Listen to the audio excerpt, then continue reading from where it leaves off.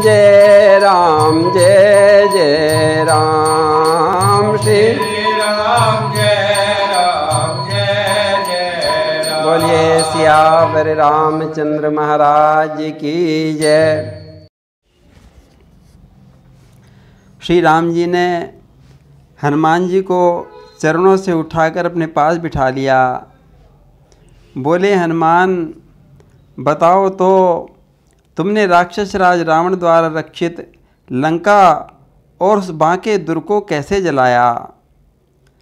राम जी को प्रसन्न जानकर हनुमान जी अभिमान रहित होकर कहने लगे कि हे राघव, एक बानर क्या कर सकता है, वो तो बस एक डाल से दूसरी डाल पर छलांग ही लगा सकता है। ये जो समुद्र लांघकर सोने की लंका जलाना और राक्षसों को मारकर वन को उजाड़ना है, ये तो आपके प्रताप का काम है, इसमें मेरी कोई बड़ाई नहीं है। सो सब तब प्रताप रघुराई, नाथ न कछु मोर प्रभुताई। हे राम जी, जिस पर आप प्रसन्न हो वो कैसा भी असंभव कार्य कर सकता है। आपके प्रभाव से तो एक रुई का टुकड़ा भी उस वडवानल जैसी भयंकर अग्नि को भी जला सकता है, जो समुद्र के पानी को भी जला डालती है। आपका प्रताप ही ऐसा है, फिर लंका जलाना कौन सी बड़ी बात है। हनुमान जी ने देखा कि मेरे प्रभु प्रसन्न हैं, अब अपनी मांग रख दूं।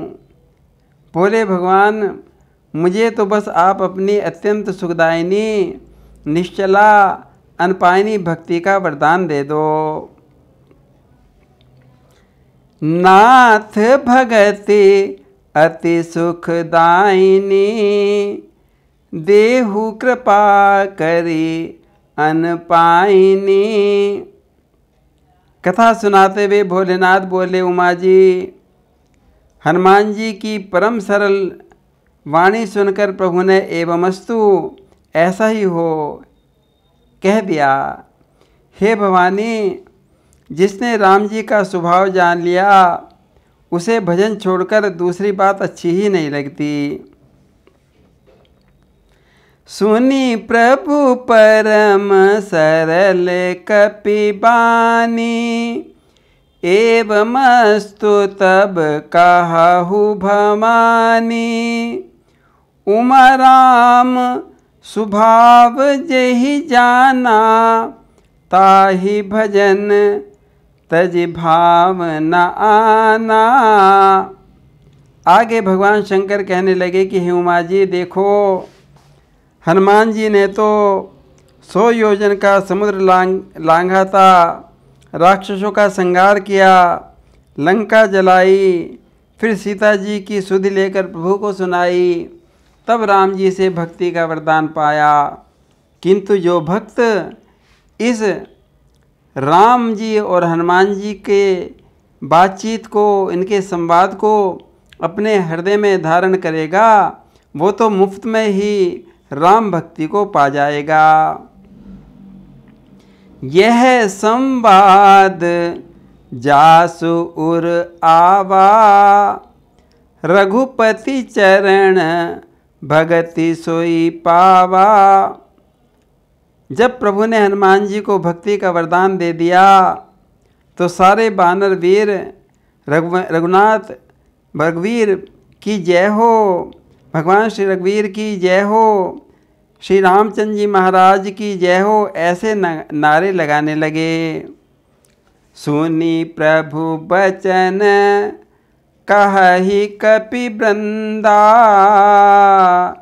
जय जय जय कृपाल सुख कंदा।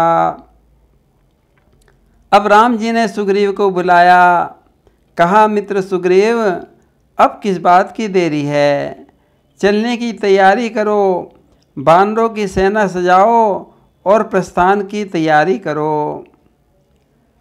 आकाश से देवता सब नज़ारा देख रहे थे। अब तो रामाज्ञा हो गई, बानर सेना लंका पर चढ़ाई करेगी, हमारा दुख दूर होगा। देवतागण हर्षित हो गए, आकाश से फूलों की वर्षा करके अपने घरों को चले गए।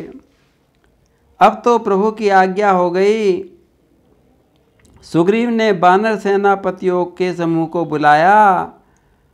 आज्ञा पाकर अनेकों रंगों के, अनेक जातियों के बानर भालुओं के झुंड आ गए। सभी बड़े बलवान हैं। आकर सब प्रभु के चरणों में सिर नवाते हैं। बानर भालू बड़ी भारी गर्जना करते हैं। राम जी ने सारी सेना का निरीक्षण किया।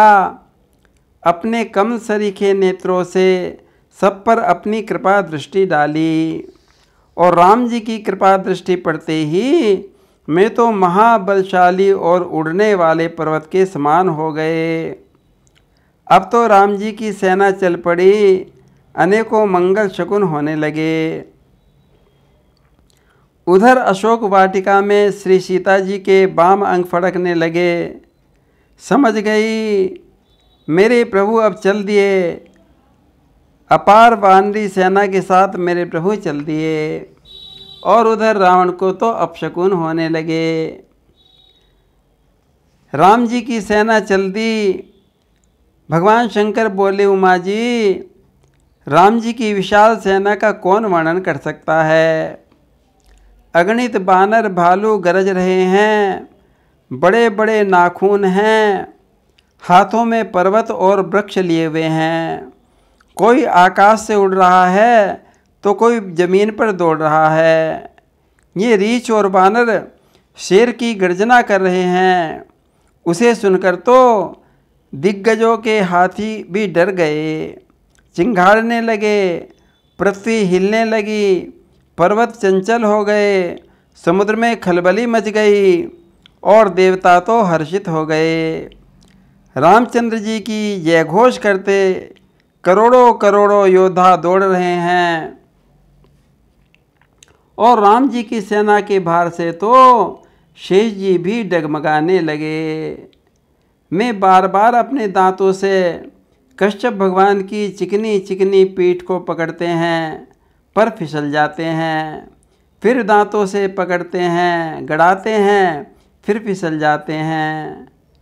मानो ये शेष भगवान अपने दांतों की कलम से कश्यप भगवान की पीठ पर कुछ लिख रहे हैं। अरे ये तो राम जी की सेना की प्रस्थान की कीर्ति का गान लिख रहे हैं। और इस प्रकार यात्रा समुद्र के किनारे जाकर रुकी। वहाँ पर वीर वानर जी भर के फल फूल का भोजन करने लगे। बोलिए सियावर रामचंद्र महाराज की जय।